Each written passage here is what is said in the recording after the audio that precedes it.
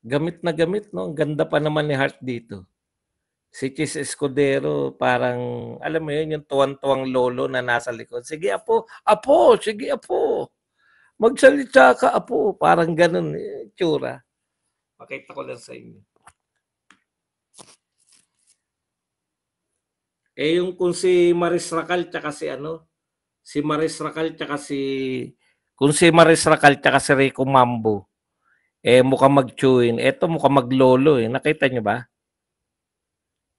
Pero kung todo paliwanag si Heart Evangelista. Ganun lang. Hindi po kayo nakakatuwa.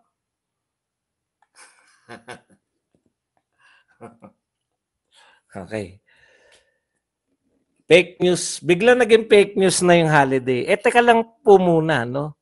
Ang dami-dami namin pinag-uusapan. Pinag-uusapan namin yung mga sinisita namin saan napunta yung flood control program, etc. Bigla niyong isiningit out of the blue. Out of the blue po yan yung holiday. Eto mga sinabi ng asawa mo, Heart. Eto mga sinabi ng asawa mo. Napakarami nating holiday. No? Sa Amerika nga, inisa na lang nila yung lahat ng holiday tungkol sa presidente. Nagkaroon ng President's Day. Maaring hindi niya sinabi sa stricto, pero bakit niya sasabihin yung tungkol sa holiday? Yun naman pala, ang gusto lang nila, hindi na magdadagdag ng holiday. Ngayon, ganun ang gusto nila. Nung nag-react na, pati si Calyodi. Si Calyodi na hindi nagre-react. Nananahimik kung saan na nagpaplano ng panibagong rally o welga o nakikipag-meeting. Napareact eh. Kayong mga nagsasabi na bawasan ng holiday, tama eh. Tama si Calyodi. Hindi nyo kasi naranasan maging manggagawa. Yung mapahinga ka man lang. Magkaroon ka ng kapahingahan sa araw-araw mong paghanap buhay na may sweldo. Ayaw nyo makaranas sa amin. Samantalang kayo sa Senado. Samantalang kayo. No? Wala po kaming nihinagap. Hindi po siya pinag-uusapan niyang holiday. Biglang nagsalita ang asawa mo, Heart, tungkol dyan sa holiday. Ngayon, kami na ang fake news. Lahat na fake news. Mali kami ng pang-intindi lahat. Yung ipinahiwatig ng asawa mo na pinag-aaralan nila kung paano babawasan ang holiday. Kayo na po mismo, mag-search po kayo sa Google ngayon. I-Google nyo lang po. Reduction of holiday according to Chis Escudero. Lalabas po ang mga balita. Hindi lang po isang dyaryo nagbalita niyan. Tuwan-tuwa kayo nung nababalita yung holiday. Panay pa interview. Tuwan-tuwa kayo sa holiday. Ngayon, nung may nag-react na ng masama, may nagsasabi, yung mga ano to hindi lang po mga manggagawa yung nag-react. Sa isang banda, kinakailangan ng mga manggagawa yung holiday. Kasi meron niya, may holiday economics tayo. Pupunta sila sa mga magagandang lugar, makakapag-recharge. Kailangan ng tao makapag-recharge. Ang gaganda ng paliwanag ngayon sa holiday. Biglang umatras, wala naman akong sinasabi. Wala naman akong sinasabi na holiday. Ha? Saan nang galing yung holiday? Inimbento namin. Sabay-sabay lahat, buong Pilipinas. Lahat ng media nakapag-imbento, sabay-sabay tayo mag-imbento tayo na sasabihin ni Chis yung holiday. Kami na ang fake news ngayon. Sa'yo galing, sa asawa mo galing yung salitang holiday. Sa asawa mo galing na nararamihan siya sa holiday. Sa asawa mo galing na pinag-aaralan nila sa Senado kung anong gagawin sa mga holiday. Pero hindi po yan yung masakit eh. Hindi nyo po ba naiisip? Galit na tayo ngayon sa mag-asawang parang maglolo. Galit tayo.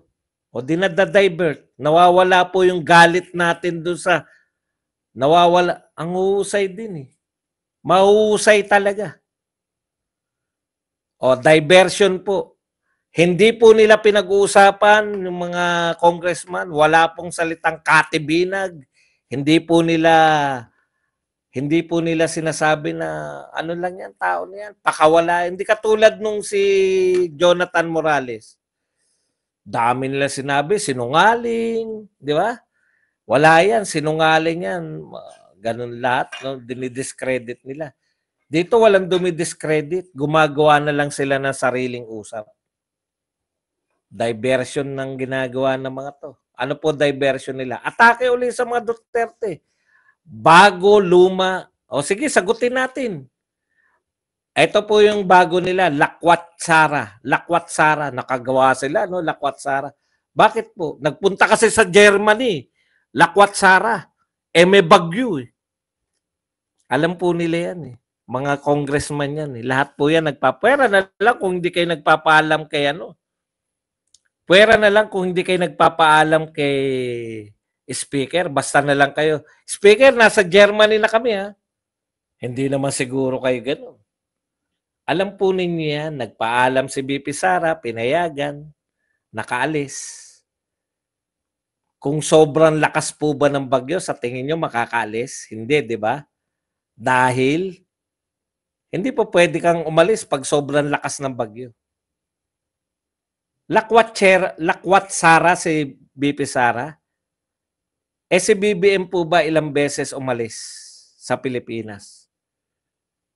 Sa 2 taon ni PBBM, sa 2 taon ni BBM, 24 siyang umalis sa Pilipinas. 17 bansa. 17 bansa? Kaya nga nasa ano na yan eh. Nasa TV show na siya, di ba? Sino yung presidente nakapangalan ng nakaikot sa buong mundo? May taguri na kagad eh. Amazing yung ginagawa niya. Tanong, may nangyari ba ron? May nahita ba tayo? May mga pumasok bang foreign investors? O, Lakwat Sara. Ano tawag nyo kay BBM kung Lakwat Sara pa si Sara Duterte? yun yung problema nyo eh. Dinadivert ninyo yung problema. Diversion yan eh. Nasa ng 1.4 billion. Ibabalik nyo na naman yung Duterte. Duterte nga, 6 na taon. Ang tagal na nga nila sa Davao, meron pang bahay. Bakit? Pinondohan nyo ba yung flood control? Hindi, may 51 billion na pondo. Ano ba yung pondo na yun? Bakit hindi nyo alamin? Flood control ba yung 51 billion? Baka naman mga kalsada yan, DPWH yan. Pumunta kayo sa Davao. Makikita nyo magaganda yung kanilang mga kalye. Nakita ko eh. 51 billion budget po yun ng DPWH doon sa Davao.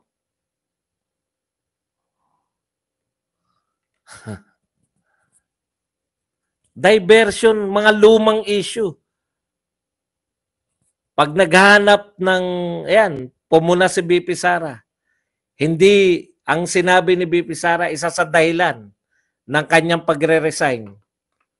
Iniiba po nila eh. Kahit tayo, simple lang. GAA, General Appropriation, saan napupunta yung pondo? Kino-question ni BP Sara. Ibinabalik sa kanya. Ikaw ang naghawak ng pondo ng DepEd. Hindi po DepEd ang sinasabi ni BP Sara. Yung buong GAA, nakita niya may problema yung paggastos. Mali. Hindi po niya sinabi mali ang paggastos ng DepEd. Yung GAA po, General Appropriation Act, hindi po niya sinabi na budget ng DepEd, mali ang pagpapatupad.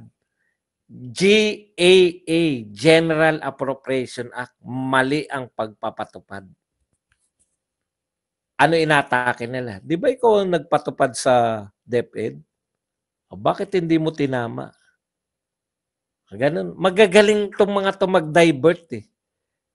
No? May problema na nakita si BP Sara, reklamador ka kasi. Reklamador? pinipremyuhan yung mga ganyan. Pag nakakita ka ng problema, halimbawa, nireport mo sa NAWASA o kung ano man ang tao, Manila Water, may tumatagas po doon, no? Sasabihin ba sa'yo, reklamador ka po, hindi ka na lang magbayad ng tubig mo. Ganun po ba yung proper way? Pag nakakita kayo ng problema, sinumbong nyo sa Meralco, meron po nakalawit na, meron po kayong putol na kuryente. May dumadaan pong mga bata doon, kumikislap. Ano kaya sasabihin ng Meralco? Ay, maraming salamat. Dalawa po, di ba? Ay, maraming salamat po ha. Pupunta po kami dyan. Ganun po ba? Pag may pinoint out kang problema, puta, reklamador ka. Hayaan mo dyan, magkandamata yung mga tao dyan. Ganun po ang gusto nila kay BP Sara. Huwag punahin. Napakasimple po. No? May tumatagas na tubo. Sa mga simple po ha, pag may tumatagas na tubo, ikaw nag-aksaya ka ng panahon, tumawag ka sa Manila Waters. Dapat bigyan ka ng premyo. Kasi tagas ng tagas eh. Pero dito po sa atin, no? Pag sinabi ni BP Sara, may nakita akong problema riyan. Reklamador ka kasi kaya marami kang nakikita. Pag sinabi ni BP Sara, wala pala kayong programa sa flood control? At ano ka kasi?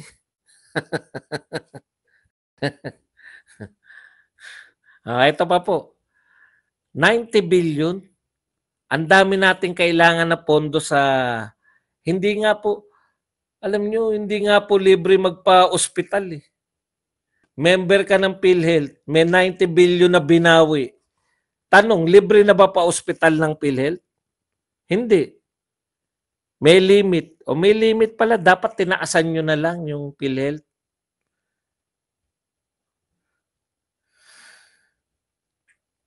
Priority.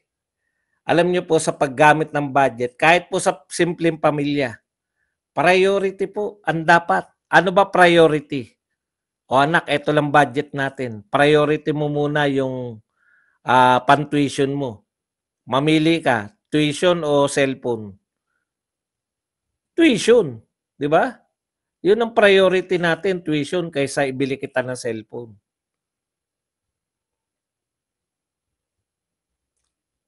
Yung gobyerno po natin, ano po pinahiwatig? Saan po ba dinala yung 90 billion? Sa unprogram fund.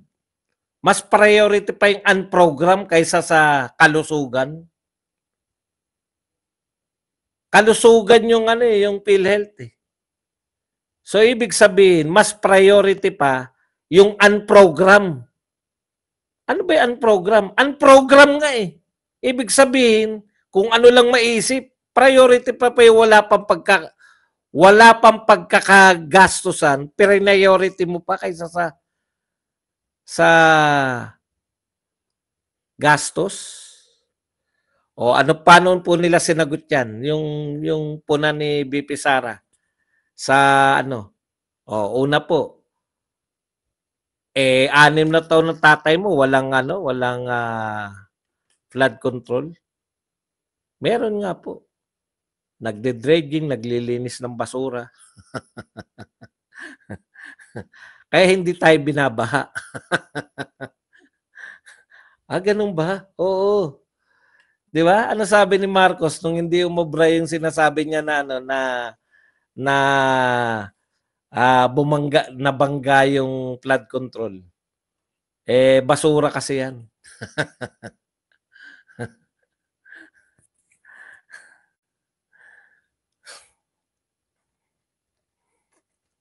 Ano pa po isa? Puna ka ng puna sa budget eh. Yung pagpuna niya po sa budget, yung JA, hindi maganda pagkakagastos. Puna ka ng puna sa budget eh. Yung 125 nga, hindi mo mapaliwanag. Naknampo pa namang 125 yan, paulit-ulit. At ang pinakamalupit po nila ngayon, bakit tahimik pa rin si Sara Duterte sa WPS, no? Bakit kaya? Bakit po kinakailangan magsalita kung hindi naman